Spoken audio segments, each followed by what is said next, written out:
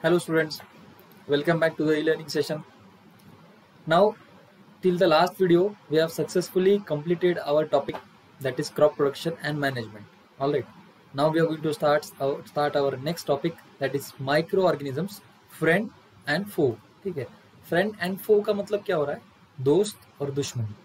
Those microorganisms which are friendly, that we will study in this unit, and those microorganisms which are actually harming environment as well as us.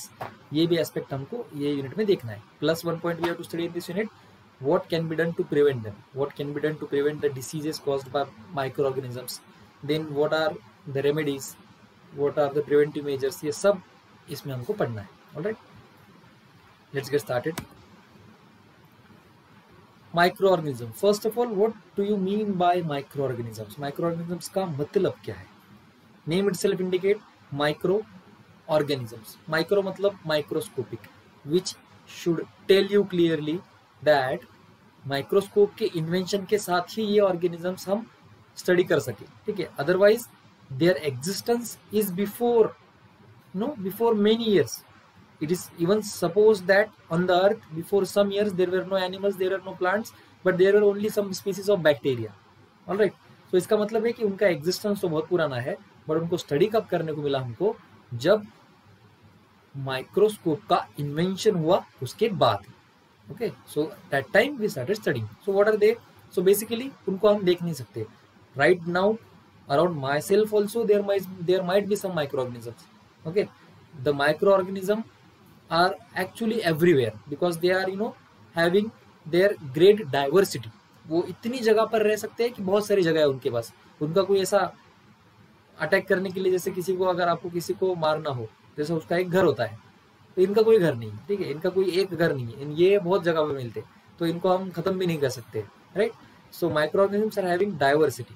C, the organisms which cannot be seen with naked eyes are called as microorganism. जिनको हम naked eyes से देख नहीं सकते उनको हम बोलते हैं microorganisms. Okay, then some most of the microorganisms are occupying almost all the habitats. वो हर जगह पर है.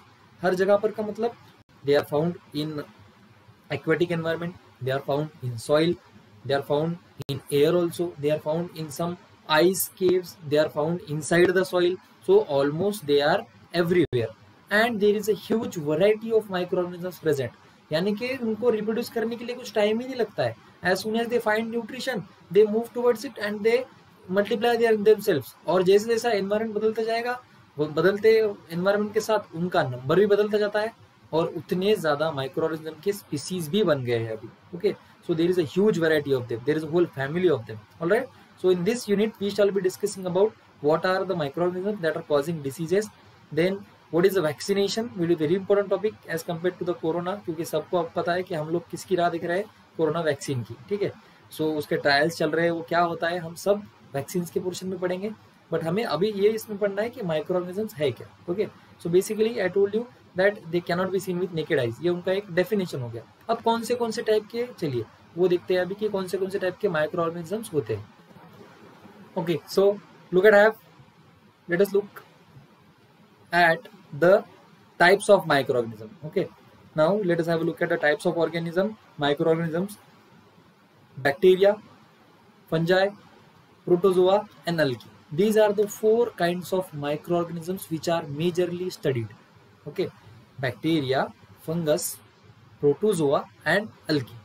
Now one question must arise in your mind कि सर वायरस भी तो माइक्रोस्कोपिक है, फिर हम उनको माइक्रोऑर्गेनिज्म क्यों नहीं बोलते हैं? Okay, that we will discuss. Although viruses are microscopic but they are not considered as microorganisms. They are not classified under the term microorganisms, क्योंकि माइक्रोऑर्गेनिज्म एक लिविंग चीज है. Okay, microorganisms are just like as humans, animals, plants are there, उसी तरह से होते हैं microorganisms. तो इसका मतलब वो लिविंग है, और जो भी चीज लिविंग है उसको ही हम माइक्रोऑर्गेनिज्म बोलेंगे.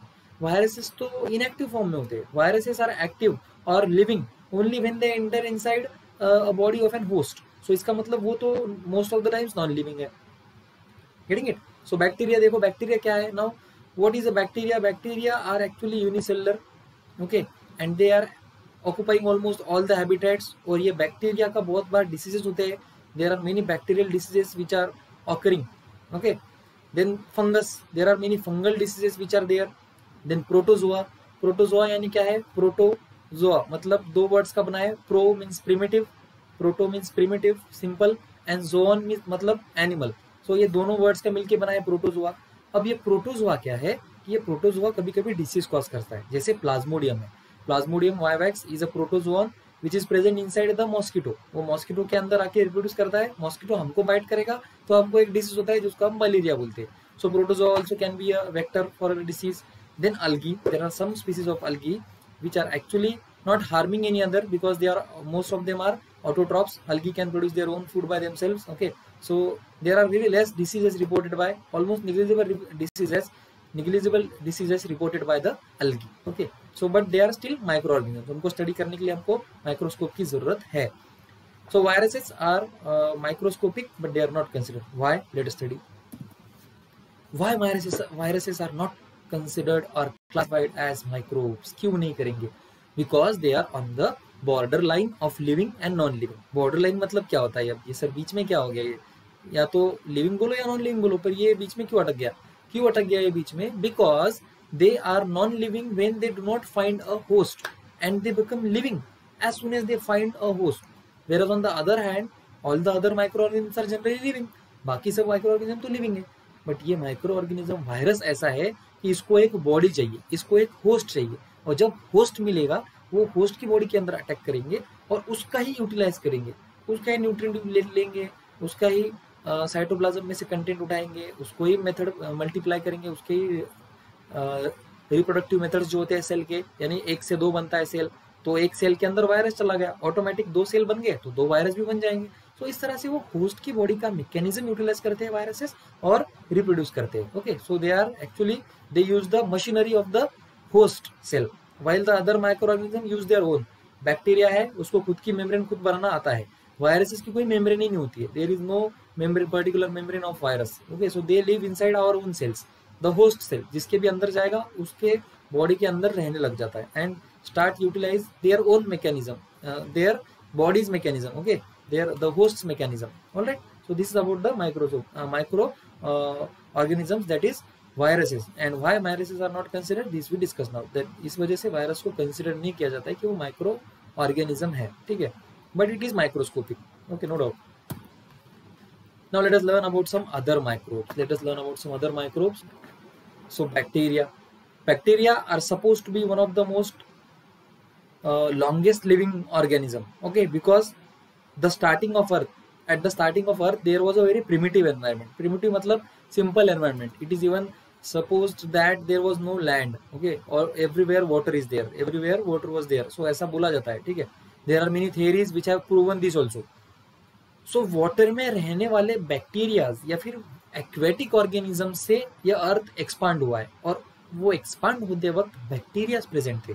इसके बहुत सारे एविडेंसेस है, तो ये एविडेंसेस से लोगों को क्या पता चल गया कि बैक्टीरिया प्रेजेंट था अर्थ के टाइम से। इसका मतलब अर्थ जब बन रहा था तब से अगर बैक्टीरिया प्रेजेंट है तो वो तो कोई भी कंडीशन सर्वाइव कर लेगा, right. So bacteria can survive in almost all the environmental conditions. Okay, but by God's grace medicine has developed, medicinal industry has developed, और उसकी वजह से हमको एंटीबायोटिक्स प्रोड्यूस करने का एक लॉजिक मिला है, ठीक है। और एक साइंस की ये हमको एक देन है कि उन्होंने एंटीबायोटिक्स की डिस्कवरी हुई और एंटीबायोटिक्स जैसे बनी वो बैक्टीरिया के अगेंस्ट यूजफुल हुई। ओके, जैसे fungal diseases, bacterial diseases, this can be cured by the antibiotics. Antibiotics क्या होती है? बैक्टीरिया को किल करने वाली जो मेडिसिन होती है, जो हमको ऑपरेशंस के बाद या फिर कभी बीमारी के वक्त एंटीबायोटिक्स का डोज दिया जाता है, ये इन्फेक्शन ना हो, किसी भी माइक्रोऑर्गेनिज्म का हमको इन्फेक्शन ना हो, इसीलिए ये चीजें की जाती है। Alright, now fungus, what is fungus? Fungus is a heterotroph. First of all heterotroph है, वो खुद का खाना खुद नहीं बना सकती है। आपने बहुत बार देखा होगा शादियों में वगैरह फूड पॉइजनिंग के केसेस हमको सामने आते हैं। वो फूड पॉइजनिंग किसकी वजह से होती है? फंगस की वजह से। There is a species of clostridium. Clostridium नाम की एक फंगस की स्पीसीज है जो फूड को स्पॉइल करने में लगी रहती है, ठीक है, और स्पॉइल कर देगी तो फिर पॉइजन हो जाएगा। उनके रहते हैं स्पोर्स। स्पोर फॉर्मेशन हमने 7th में पढ़ा है। स्पोर सैक प्रोड्यूस होता है, स्पोर सैक फूट जाता है और स्पोर्स इधर उधर जाके जहाँ पर फेवरेबल एनवायरमेंट है वहाँ पे जर्मिनेट करते हैं। सो इस तरह से फंगस ग्रो करता है, फंगस जर्मिनेट करता है, okay, by using this method of spore. So बहुत सारे फंगस के हार्मफुल स्पीसीज भी है, okay, so that we have to study in this unit. Then protozoan are considered to be one of the most primitive protozoans है, और protozoan ने उनका diseases भी फॉर्म करना शुरू कर दिया। जैसे मलेरिया एक बेस्ट एग्जांपल है, malaria is a protozoal disease, okay, which is caused by a protozoan plasmodium, okay, that we have to study in the later classes. Algae can perform the process of photosynthesis, but it can be observed by magnifying glass also. आप pond के ऊपर एक हरी चादर देखते हो, वो आप देख भी सकते हो, और अगर उसका स्ट्रक्चर ऑब्जर्व करना है तो आप मैग्नीफाइंग ग्लास लेके भी देख सकते हो, ठीक है, कि अलगी दिखता कैसा है। So it can be observed some micro organisms. Now where do micro organism live? अब ये इंपॉर्टेंट टॉपिक है कि वो कहाँ पर रहेंगे, कि सर अगर फंगस है तो वो कहाँ पर ग्रो करेगा, कि अलगी है तो वो कहाँ पर ग्रो करेंगे, ठीक है, फिर वायरसेस है वो कहाँ पर ग्रो करेंगे। वायरस का तो ठीक है, आपको समझ जाएगा कि उसको एक बॉडी चाहिए, it needs a host. So can we call virus as an parasite?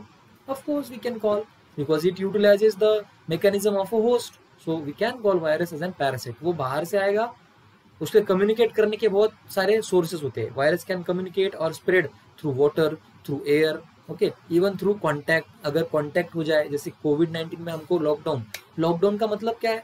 अगर कोई पॉजिटिव पेशेंट है, उसने कहीं पर स्नीज किया और अगर ड्रॉपलेट पड़े हो, आप वही दुकान पे जा रहे हो, वही से तो आप वही दुकान पे गए और वही दुकान पे जाके टच कर लिया आपने, तो क्या हो गया? आपका चांस बढ़ गया पॉजिटिव होने का, यानी आप वहां पर टच करके इन्फेक्टेड होने का चांस बढ़ गया, okay. So this is actually about the virus. They can be infectious. They are, you know, the most infectious diseases are caused by viruses. So वो स्प्रेड हो जाते हैं इधर उधर, और अगर हमारे बॉडी के अंदर चला गया और हमारे सेल का एक हिस्सा बन गया, ठीक है, तो उसको मारना यानी खुद के सेल को मारना, जो हम कर नहीं सकते। And that's why it is very difficult to have antibiotics and viral medicine against the viruses, okay. But still vaccines है जो प्रिवेंट कर सकती है। जैसे पोलियो वायरस का डिसीज है, बट फिर भी पोलियो के डोज हमको बचपन से दिए जाते हैं, ठीक है, तो वो हम पोलियो से क्योर कर सकते हैं, ऑलराइट। पोलियो के ड्रॉप हम वैक्सीनेशन लेते हैं, वैक्सीनेशन, और फिर हम पोलियो से बचते हैं। वो क्या है वो हम बाद में पढ़ेंगे, ओके। सो वायरस, इसका मैंने हैबिटेट बता दिया। ये हमारा जो टॉपिक है अभी, वेयर डू ऑर्गेनिजम्स लिव, इसका मतलब वायरसेस कहाँ पर रहते हैं? होस्ट के बॉडी के अंदर, अगर मिलता है होस्ट का बॉडी तो, otherwise they will become deactivate, okay, और inactive, they will become dead after some time, after few time, if they do not get any host, they will become dead, okay. So what about other microorganisms? They live in all type of environments ranging from ice cold climates to hot springs, deserts and etc. All right, some organisms grow on other organisms while other exist freely. इसका मतलब कुछ host के ऊपर dependent है और कुछ खुद का खाना खुद बनाते हैं। जैसे फंगस है एक ऑर्गेनिज्म जो किसी के ऊपर डिपेंड रहेगा, वो हेटेरोट्रॉफ है, ठीक है। बट बैक्टीरिया है, खुद की मेम्ब्रेन खुद बना सकता है, खुद को लगने वाले प्रोटीन भी खुद बना सकता है। So it is quite capable, quite self dependent है, we can call, okay. So bacteria is like that, but there are some which have to depend on someone else, okay. So this is about them. Then they are also found inside bodies of organism, include humans. Yes, there are some microorganisms which are present inside our body. Bacteria है हमारे body के अंदर, बहुत सारे bacteria हमारे body के अंदर जो हेल्प भी कर रहे हैं और कुछ जो है वो हार्म भी कर सकते हैं। जैसे कि हमारे इंटेस्टाइन में बैक्टीरिया होता है, ठीक है, स्टमक में तो रह नहीं पाएगा क्योंकि स्टमक में HCl है, बट इंटेस्टाइन में बैक्टीरिया होता है, और इंटेस्टाइन का बैक्टीरिया क्या करता है? It helps in the process of digestion, थोड़ा सा डाइजेशन में वो हेल्प करता है। ग्रास ईटिंग एनिमल के बारे में आपने सुना होगा, that they have and bacteria, species of bacteria which can digest the cellulose को डाइजेस्ट करने वाली भी कुछ स्पीसीज होती है ह्यूमन के अंदर, ठीक है। तो इसका मतलब ऑर्गेनिज्म के बॉडी के अंदर भी माइक्रो ऑर्गेनिज्म रह सकते हैं।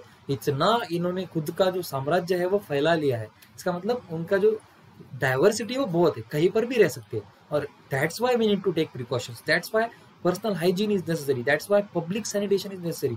जगह साफ सुथरी हो, सब अच्छा होना चाहिए, this is necessary, okay. And these topics we are going to study in the later classes, that what are the beneficial, what microorganisms as a friend, इसके बाद पढ़ेंगे हम। उसके बाद पढ़ेंगे माइक्रोऑर्गेनिज्म एज अ फो, कि कौन से हार्मफुल है और कौन से यूजफुल है, ठीक है। और फिर हम जाएंगे वैक्सीनेशन की तरफ, कि बॉडी को इम्यूनाइज कैसे करें। And in this way we are going to head in this unit. Hope you have understood the introduction about the microorganisms. All right, other topics we will study in the next class. All right, thank you.